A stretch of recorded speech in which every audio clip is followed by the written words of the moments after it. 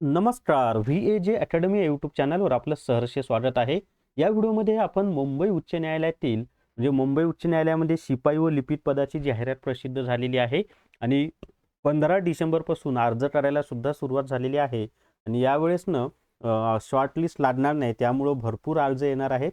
तर आज आपण मुंबई उच्च न्यायालयातील शिपाई पदाच्या पेपरचे 30 प्रश्न पाहणार आहोत आणि 30ला 30 प्रश्न ॲक्च्युअलमध्ये मुंबई उच्च न्यायालयानं अगोदरच्या परीक्षेमध्ये घेतलेले प्रश्न आहेत, म्हणजे पेपरच आहे आणि त्यामुळे तुम्हाला ॲक्च्युअलमध्ये कसे प्रश्न येतात हे कळेल आणि अशाच स्वरूपाचा अभ्यास तुम्हाला आगामी परीक्षेसाठी सुद्धा करावा लागणार आहे. आणि याच्या अगोदर सुद्धा झालेले पेपर मी अपलोड केलेले आहेत. ते कसे पाहता येतील तर आपलं VAJ अकॅडमी नावाचं जे यूट्यूब चॅनल आहे ते ओपन केल्यानंतर प्लेलिस्टमध्ये जा. प्लेलिस्टमध्ये तुम्हाला कोर्ट भरतीची प्लेलिस्ट आहे, त्यामध्ये अगोदरचे सगळे व्हिडिओ पाहता येतील. तर या व्हिडिओमध्ये आपण 30 PYQ पाहणार आहोत. व्हिडिओ शेवटपर्यंत पहा आणि जर तुम्हाला शिपाई पदासाठी परिपूर्ण अभ्यास करायचा असेल तर प्ले स्टोअरवरून विठ्ठल जोशी ॲप डाउनलोड करा आणि न्यायालय भरती ई बुक विकत घ्या. फक्त 200+ GST इतक्या कमी फीमध्ये हे ई बुक उपलब्ध आहे आणि शिपाई पदाचा संपूर्ण अभ्यास याच्यातून होतो. शिपाईसाठी फक्त GK चालू घडामोडी हेच तुम्हाला करायचं बरं. याच्यातून GK तुमचं सगळं कव्हर होईल. मराठीचे 2-3 प्रश्न येतात ते सुद्धा कव्हर होतील आणि चालू घडामोडीसाठी ई बुक सुद्धा विठ्ठल जोशी ॲपमध्ये उपलब्ध आहे. चला तर मग आता पहिला प्रश्न आपण पाहूयात. पहिला प्रश्न आता तुम्हाला स्क्रीनवर दिसेल पहा आणि प्रश्न आहे, कवी त्र्यंबक बापूजी ठोंबरे यांचे टोपण नाव काय आहे?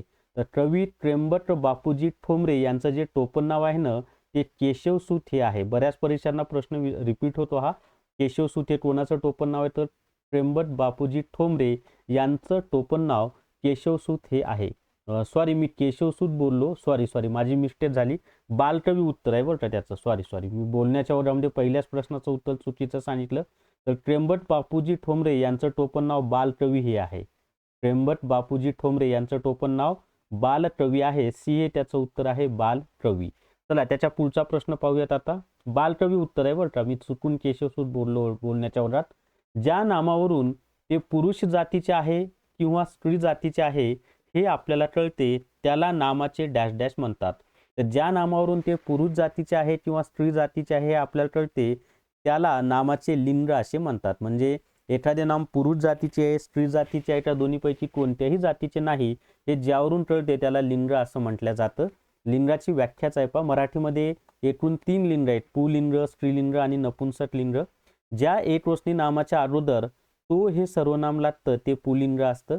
ज्या एकवचनी नामाच्या अगोदर ती हे सर्वनाम लागतं ते स्त्रीलिंगी असतं आणि ज्या एकवचनी नामाच्या अगोदर ते हे सर्वनाम लागतं ते नपुंसकलिंगी असतं. हे लक्षात ठेवा. पण एकवचनी नामाच्या अगोदर तो, ती, ते लावायचं असतं. तिसरा प्रश्न आहे, खालीलपैकी वर्तमान काळातील वाक्य ओळखा. त्याच्यामध्ये वर्तमान काळातील वाक्य पहा, तो शाळेत जात आहे. हे वर्तमान काळाचं वाक्य आहे आणि वर्तमान काळामध्ये सुद्धा चालू वर्तमान काळ किंवा अपूर्ण वर्तमान काळाचं वाक्य आहे. ती शाळेत गेली असेल हे पूर्ण भविष्यकाळाचं वाक्य आहे. तो शाळेत जाईल हे साध्या भविष्यकाळाचं वाक्य आहे. ती शाळेत गेली हे ती शाळेत गेली हे साध्या भूतकाळाचं वाक्य आहे. याच्या पुढे आता लीप वर्षामध्ये एकूण किती दिवस असतात? तर लीप वर्षामध्ये एकूण 366 दिवस असतात आणि सामान्य वर्षामध्ये 365 दिवस असतात, हे सुद्धा माहिती असू द्या. लीप वर्षामध्ये 366 दिवस असतात आणि लीप वर्षामध्ये फेब्रुवारी महिना हा 29 दिवसांचा असतो आणि लीप वर्षामध्ये 52 आठवडे आणि 2 दिवस असतात. लीप वर्षात 1 जानेवारी आणि 2 जानेवारीला आलेला दिवस त्या संपूर्ण वर्षात 52 वेळा येतो, हे सुद्धा लक्षात. त्या संपूर्ण वर्षात 53 वेळा येतो. सॉरी, ठीक आहे. चला त्याच्या पुढचा प्रश्न पाहूयात आता नेक्स्ट. तर लीप वर्षात 366 दिवस असतात, एवढं लक्षात ठेवा. असा कोणता प्राणी आहे जो एकाच वेळेला 2 वेगवेगळ्या दिशेला बघू शकतो? त्याच्यामध्ये सरडा हा जो प्राणी आहे ना तो एकाच वेळेला 2 वेगवेगळ्या दिशांना बघू शकतो, म्हणजे उजव्या बाजूला पण आणि डाव्या बाजूला पण वेगवेगळ्या दिशेला पाहू शकतो. आपण जर तसं करायचं झालं तर आपण तसं पाहू शकत नाही. आपण एका वेळेला कोणत्या तरी एकाच दिशेला पाहू शकतो. भारतात कोणत्या राज्यात हत्तींची संख्या सर्वात जास्त आहे? तर भारतामध्ये कर्नाटक या राज्यामध्ये हत्तींची संख्या सर्वात जास्त आहे. कर्नाटक हे त्याचं उत्तर आहे. कर्नाटकची राजधानी बेंगळुरू ही आहे. त्याच्या पुढे निरोगी माणसाच्या शरीराचे तापमान डॅश डॅश असते. तर निरोगी माणसाच्या शरीराचे तापमान हे 37° असते. ॲक्च्युली एक्झॅक्ट सांगायचं झालं तर 39.6 अंश सेल्सिअस हे निरोगी माणसाच्या शरीराचं तापमान असतं. पण पर्यायानुसार त्याचं उत्तर काय आहे? 37° हे त्याचं उत्तर आहे. कोणतीही वस्तू हलवण्यासाठी लागणारे बल हे त्या वस्तूच्या कशावर अवलंबून असते? तर कोणतीही वस्तू हलवण्यासाठी लागणारे बल हे त्या वस्तूच्या वस्तुमानावर अवलंबून असते. कशावर अवलंबून असते? वस्तुमानावर अवलंबून असते. ए हे त्याचं उत्तर आहे. त्याच्या पुढे पाहता खालीलपैकी कोणता एक धातू आहे? त्याच्यामध्ये पारा जो आहे ना, पारा हा धातू आहे पहा. आणि पारा हा द्रव स्थितीमध्ये असलेला धातू आहे. पारा हा एकमेव असा धातू आहे जो द्रव स्थितीमध्ये असतो. ग्राफाईट, हेलियम, कोलिन हे सगळे अधातू आहेत. आता ग्राफाईटचं वैशिष्ट्य सांगायचं झालं की अधातू हे विजेचे दूरवाहक असतात, परंतु ग्राफाईट हा त्याला अपवाद आहे, हा विजेचा सुवाहक आहे. आणि अधातूमध्ये द्रव स्थितीमध्ये असलेला एकच धातू आहे, तो आहे ब्रोमिन. ब्रोमिन हा एकमेव अधातू असा आहे जो द्रव स्थितीमध्ये असतो. आणि पारा हा एकमेव धातू असा आहे जो द्रव स्थितीमध्ये असतो. त्याच्या पुढे आता 10वा प्रश्न आपण पाहूयात.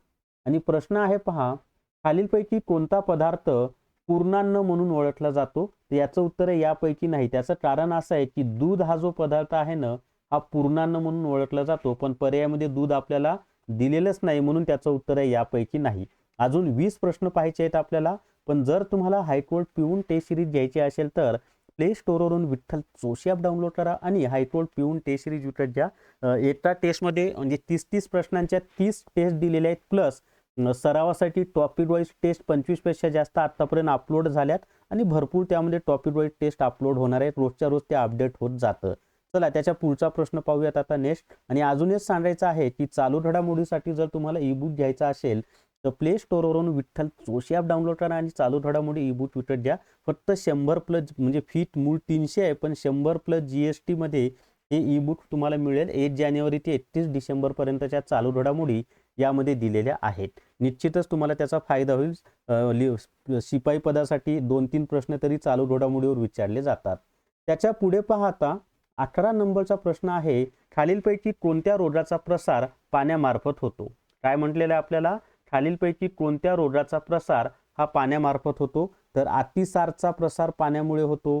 विषम ज्वर, हे ॲक्च्युली विषम जोर झाले, पण ते विषम ज्वर असा तो शब्द आहे. विषम ज्वरचा प्रसार पाण्यामार्फत होतो, ज्याला आपण टायफॉइड म्हणतो. हे ट्राविड नाही, ट्राव्हिड आहे. ट्राव्हिड टाईप मिस्टेक झाली पहा. ट्राव्हिडचा प्रकार सुद्धा पाण्यामार्फत होतो, म्हणून याचं उत्तर आहे वरील सर्व हे त्याचं उत्तर आहे. त्याच्या पुढे पाहता पाण्याचा गोठण बिंदू किती असतो? तर पाण्याचा जो गोठण बिंदू आहे ना, तो आहे 0°C. आणि हा गोठण बिंदू झाला पाण्याचा. आणि पाण्याचा जो उत्कलन बिंदू आहे किंवा उत्कलनांक आपण म्हणूयात, उत्कलन बिंदू किंवा उत्कलनांक, तो आहे 100°C.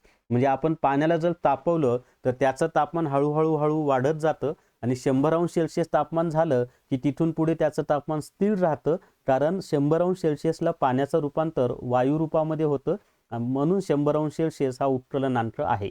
आता मुळामध्ये गोठणांक म्हणजे काय? तर ज्या स्थिर तापमानाला द्रव पदार्थाचं रूपांतर स्थायू पदार्थामध्ये होतं, त्या स्थिर तापमानालाच त्या पदार्थाचा गोठण बिंदू किंवा गोठणांक असे म्हणतात. आणि उत्कलनांक म्हणजे काय? तर ज्या स्थिर तापमानाला द्रव पदार्थाचे रूपांतर वायू स्थितीमध्ये होतं, त्या स्थिर तापमानाला त्या पदार्थाचा उत्कलन बिंदू किंवा उत्कलनांक असे म्हणतात. आणि 4°C तापमानाला पाण्याची घनता सर्वात जास्त असते, हे पण माहिती असू द्या. त्याच्यावर सुद्धा परीक्षेमध्ये प्रश्न विचारले जातात. आणि 0°C ते 4°C या दरम्यान जे तापमान असतं त्याला पाण्याचं असंगत आचरण असं म्हणतात. कारण एखाद्या पदार्थाला जर उष्णता दिली तर त्याचं काय होतं, तो पदार्थ असा पसरला जातो.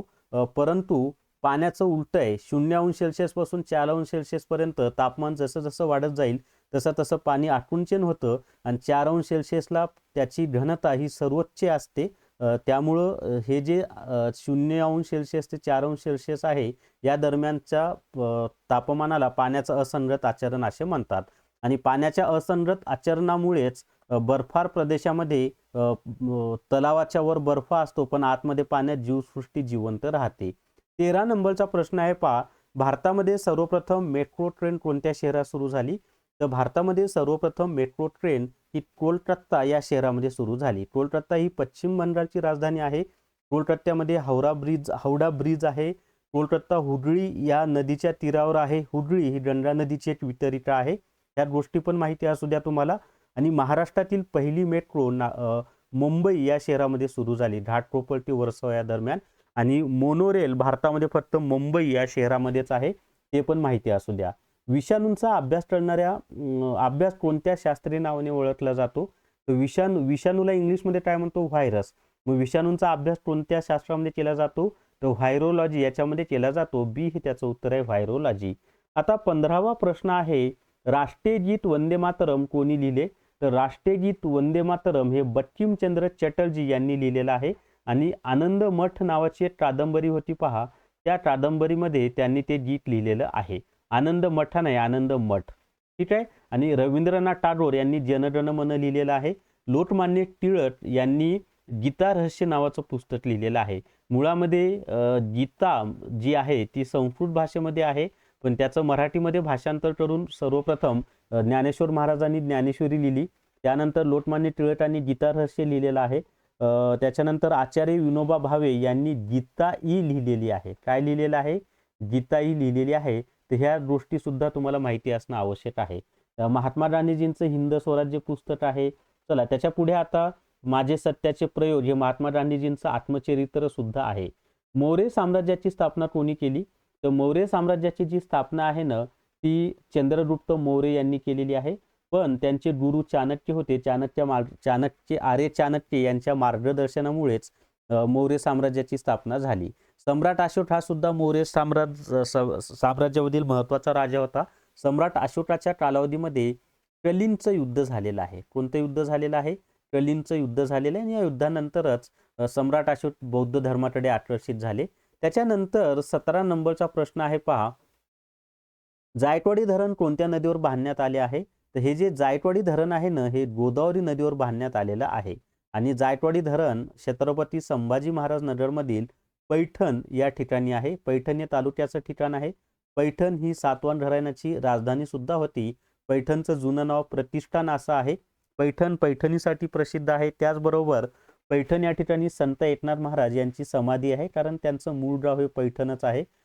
त्यानंतर जे पैठण आहे ना, पैठणमधलं जे जायकवाडी धरण आहे त्याच्या जलाशयाला नाथ सागर असं म्हणतात. का? ते एकनाथ महाराजांच्या नावावरून त्याला नाथ सागर असं नाव देण्यात आलेलं आहे. जायकवाडी धरणाच्या जलाशयाला लागूनच ज्ञानेश्वर उद्यान सुद्धा आहे. आता ज्ञानेश्वर नाव का दिलेलं आहे? तर संत ज्ञानेश्वर महाराजांचं मूळ गाव आप्पेगाव हे पैठण तालुक्यात आहे, म्हणून त्या उद्यानाला ज्ञानेश्वर नाव दिलेलं आहे. त्याच्यानंतर जायकवाडी धरणाच्या बॅकवॉटरवर तरंता सौर ऊर्जा प्रकल्प सुरू होणार आहे, त्याला मान्यता सुद्धा देण्यात आलेली आहे. त्याच्या पुढे पाहता 18 नंबरचा प्रश्न आपण पाहूयात. सर्वसाधारणपणे मानवी हृदय प्रत्येक मिनिटाला किती स्पंदने होतात? तर सर्वसाधारणपणे मानवी हृदयाचे प्रत्येक मिनिटाला 72 स्पंदने होतात. आणि हृदयाची स्पंदने मोजण्यासाठी स्टेथोस्कोपचा वापर केला जातो, ते पण माहिती असू द्या. आता 19 नंबरचा प्रश्न तुम्हाला स्क्रीनवर दिसेल. आणि प्रश्न आहे, डॅश डॅश हा रक्तगट युनिव्हर्सल डोनर म्हणून ओळखला जातो. तर ओ हा जो रक्तगट आहे ना तो युनिव्हर्सल डोनर म्हणून ओळखला जातो. त्याचं कारण असं आहे की ओ रक्तगट असलेल्या व्यक्तीचं रक्त सगळ्यांनाच चालतं, म्हणून त्याला युनिव्हर्सल डोनर म्हणतात. आणि युनिव्हर्सल रिसिव्हर कोणाला म्हणलं जातं? तर एबीला, कारण या सगळ्या रक्तगटाचं रक्त एबीला चालतं, ते पण माहिती असू द्या तुम्हाला. आता ओ मध्ये सुद्धा ओ निगेटिव्ह बरं का. बटाटा हे डॅश डॅश आहे, तर बटाटा काय माहिती आहे का? डॅश डॅश असं पाहिजे होतं. तर बटाटा हे काय आहे? तर खोड आहे. म्हणजे बटाटा हे भूमिगत खोडाचं उदाहरण आहे. सी हे त्याचं उत्तर आहे. अजून 10 प्रश्न आपल्याला पाहायचे आहेत. तुम्हाला जर न्यायालय भरतीचा संपूर्ण अभ्यास व्यवस्थित करायचा असेल तर न्यायालय भरती ई बुक विकत घ्या. त्यासाठी काय करायचं आहे? तर प्ले स्टोअरवरून विठ्ठल जोशी ॲप डाउनलोड करा आणि न्यायालय भरती ई बुक विकत घ्या. फक्त 200+ GST मध्ये हे ई बुक तुम्हाला मिळेल. आणि शिपाई पदाचा संपूर्ण सिलेबस यामधनं कव्हर होईल. लिपिकची सुद्धा प्रॉपर तयारी यामधनं होणार आहे. त्याचबरोबर हायकोर्ट पिऊन टेस्ट सिरीज सुद्धा विठ्ठल जोशी ॲपमध्ये उपलब्ध आहे. त्याच्या पुढे आता 21 नंबरचा प्रश्न आपण पाहूयात. आणि प्रश्न आहे पहा, डॅश डॅश हा दिवस संविधान दिवस म्हणून ओळखला जातो. तर 26 नोव्हेंबर हा दिवस संविधान दिन म्हणून ओळखला जातो. आता याला संविधान दिन का म्हणलं जातं? तर 26 नोव्हेंबर 1949ला भारताची जी घटना समिती आहे त्यांनी घटना समितीचा स्वीकार केला, म्हणून 1949 हा 26 नोव्हेंबर 1949 म्हणून दरवर्षी 26 नोव्हेंबर हा संविधान दिन म्हणून साजरा केला जातो. घटना आपली स्वीकारली 26 नोव्हेंबर 1949ला, पण राज्य घटनेची अंमलबजावणी किंवा राज्यघटना लागू झाली 26 जानेवारी 1950ला, आणि म्हणून 26 जानेवारीला आपण दरवर्षी प्रजासत्ताक दिन साजरा करतो. त्याच्या पुढे पाहता तंबाखूमध्ये डॅश डॅश हा विषारी द्रव्य असतो. तर तंबाखूमध्ये निकोटीन हा विषारी द्रव्य असतो. कॅफिन हा विषारी द्रव्य कॉफीमध्ये असतो, ते सुद्धा तुम्हाला माहिती असणं आवश्यक आहे. कॉफीमध्ये काय असतं? कॅफिन. आणि तंबाखूमध्ये काय असतं? निकोटीन असतं. आता 23 नंबरचा प्रश्न पहा. प्रश्न आहे, महाराष्ट्राला एकूण किती किलोमीटरचा समुद्र किनारा लाभलेला आहे? तर महाराष्ट्राला एकूण 720 किलोमीटर लांबीचा समुद्र किनारा लाभलेला आहे. महाराष्ट्रातील 7 जिल्हे असे आहेत की त्याच्यामध्ये समुद्र किनारा आहे. त्याच्यामध्ये पहा, पालघर आहे, ठाणे आहे, त्याच्यानंतर मुंबई, रायगड, रत्नागिरी, सिंधुदुर्ग आणि मुंबई उपनगर, म्हणजे जे कोकणातले 7 जिल्हे आहेत ना, त्या 7ही जिल्ह्याला समुद्र किनारा लाभलेला आहे. याच्यामध्ये सर्वात जास्त समुद्र किनारा हा रत्नागिरी जिल्ह्याला लाभलेला आहे. ते सुद्धा तुम्हाला माहिती असू द्या. आणि सर्वात कमी ठाणे जिल्ह्याला लाभलेला आहे. आणि सर्वात जास्त रत्नागिरी, दुसरा क्रमांक रायगड, सर्वात कमी ठाणे जिल्ह्याला लाभलेला आहे. महाराष्ट्रातील पश्चिम घाटाला काय म्हणून ओळखतात? तर महाराष्ट्रातील जो पश्चिम घाट आहे ना, त्यालाच आपण सह्याद्री पर्वत असं म्हणतो. काय म्हणलं जातं? सह्याद्री पर्वत असं म्हणतात. हा अरबी समुद्राला समांतर आहे, उत्तर दक्षिण दिशेमध्ये पसरलेला आहे. याच्या पश्चिमेला अरबी समुद्र आहे आणि पूर्वेला महाराष्ट्र पठार आहे. त्या गोष्टी पण माहिती असू द्या. सह्याद्री पर्वत हा महाराष्ट्रातील प्रमुख जलविभाजक आहे. डॅश डॅश यांना लोह पुरुष म्हणून संबोधले जाते? तर सरदार वल्लभभाई पटेल यांनाच लोह पुरुष म्हणून संबोधले जाते. सरदार वल्लभभाई पटेल हे भारताचे पहिले गृहमंत्री आहेत. सरदार वल्लभभाई पटेल हे भारताचे पहिले उपपंतप्रधान आहेत. जगातील सर्वात उंच पुतळा कोणता आहे? Statue of unity. तो सरदार वल्लभभाई पटेल यांचाच आहे, जो की गुजरात राज्यामध्ये नर्मदा नदीवर जे धरण बनवलेलं आहे, ज्याला सरदार सरोवर म्हणतात, त्या ठिकाणी उभारलेला आहे. त्याची उंची 182 मीटर आहे आणि तो राम सुतार यांनी बांधलेला, म्हणजे त्यांनी तो बांधलेला आहे. त्याच्या पुढे पाहता चंद्रयान-3 चंद्राच्या कोणत्या पृष्ठभागावर उतरले आहे? तर चंद्रयान-3 हे चंद्राच्या दक्षिण ध्रुव प्रदेशावर उतरलेला आहे आणि चंद्राच्या दक्षिण ध्रुव प्रदेशावर उतरणारा भारत हा पहिला देश आहे. आतापर्यंत कोणीच तिथे गेलं नव्हतं. सन 2023च्या एक दिवसीय विश्वकप क्रिकेट स्पर्धेमध्ये सर्वोच्च धावसंख्या करणारा खेळाडू कोण? तर त्यावेळेसचा चालू घडामोडीचा प्रश्न विराट कोहली हे त्याचं उत्तर आहे. आता त्याच्या पुढे 28 नंबरचा प्रश्न आहे की भारतीय रिझर्व्ह बँकेचे सध्याचे गव्हर्नर कोण आहेत? तर त्यावेळेला शक्तिकांत दास हे गव्हर्नर होते. आता 2025 मध्ये भारतीय रिझर्व्ह बँकेचे गव्हर्नर कोण आहेत ते मला कमेंट करून आवर्जून सांगा सर्वांनी. पुढचा प्रश्न आहे पहा, 6, 8, 7, 0, 4 या अंकांपासून तयार होणारी सर्वात लहान संख्या कोणती आहे? आता दिलेल्या अंकांपासून तयार होणारी सर्वात लहान संख्या तयार करताना दिलेले अंक उतरत्या क्रमाने लिहायचे, पण दिलेले अंक हे चढत्या क्रमाने लिहायचे. मी उतरत्या क्रम बोललो नाही, दिलेले अंक चढत्या क्रमाने लिहायचे. पण दिलेल्या अंकांमध्ये जर 0 असेल तर तो चढत्या क्रमामध्ये सुरुवातीला न लिहिता दुसऱ्या स्थानी लिहायचा. मग आता 0 सुरुवातीला नाही लिहायचा, दुसऱ्या स्थानी. मग इथं सुरुवातीला 4 येईल, नंतर 0, त्याच्यानंतर 6, 7 आणि 8. 40,678 हे आपलं उत्तर आहे. ए नंबरचं त्याचं उत्तर आहे 40,678. त्याच्या पुढे पाहता आणि मोठी संख्या तयार करत असताना दिलेले सगळे अंक उतरत्या क्रमाने लिहायचे आणि 0 मग तिथं उतरत्या क्रमात शेवटी लिहायचा असतो मोठी संख्या तयार करताना, आणि लहान संख्या तयार करताना दुसऱ्या स्थानी. रामकडे प्रत्येकी 40 रुपयाची 568, काय म्हणत आहे मी, रामकडे प्रत्येकी 40 रुपयाची 568 पुस्तके आहेत आणि श्यामकडे 20 रुपयाची 813 काय आहेत, खेळणी आहेत. तर दोघांजवळ एकूण किती वस्तू आहेत? आता इथं सोपा प्रश्न आहे, गणिताचा प्रश्न आहे पण सोपा आहे. सर्वात आधी आपल्याला काय करायचं आहे, तर 568 गुणिले 40 करायचं आहे. मग शून्याचा विचार करू नका. 4 8 32 ला 2 हातचे आले 3, 4 7 24 आणि 3 27 ला 7 हातचे आले 2, 4 5 20 आणि 2 22 आणि राहिलेला 0 द्या, ते झालं 22,720. पुढं काय करायचं आहे, 813 गुणिले 20 करायचं आहे आपल्याला. तर इथं 3 दोन्ही 6, बेट बे 8 दोन्ही 16 आणि राहिलेला शून्य देऊन टाका. त्याची त्याला 16,280 म्हणजे यांची बेरीज 22,720 अधिक 16,260. मी 80 बोललो वाटते. मग आता दोन्हीची बेरीज 0 6 2 8 7 2 9 6 2 8 2 आणि 3 काय उत्तर आलं 38,980 हे आपलं उत्तर आहे. किती नंबरचं उत्तर आहे ती हे त्याचं उत्तर आहे. आणि जर तुम्हाला न्यायालय भरती ई बुक विकत घ्यायचा असेल तर प्ले स्टोअरवरून विठ्ठल जोशी ॲप डाउनलोड करा आणि न्यायालय भरती ई बुक विकत घ्या. याच्यातून लिपिक आणि शिपाई दोन्हीची तुमची प्रॉपर तयारी होणार आहे. त्याचबरोबर तुम्हाला जर पिऊन टेस्ट सिरीज घ्यायची असेल हायकोर्ट पिऊन टेस्ट सिरीज तर ती सुद्धा विठ्ठल जोशी ॲपमध्ये उपलब्ध आहे.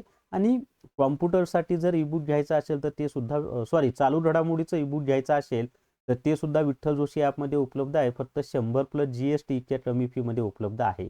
तर या व्हिडिओमध्ये एवढीच माहिती. या व्हिडिओला सर्वांनी लाईक करा, शेअर करा आणि VAJ अकॅडमी हे आपले यूट्यूब चॅनल सबस्क्राईब करा. धन्यवाद.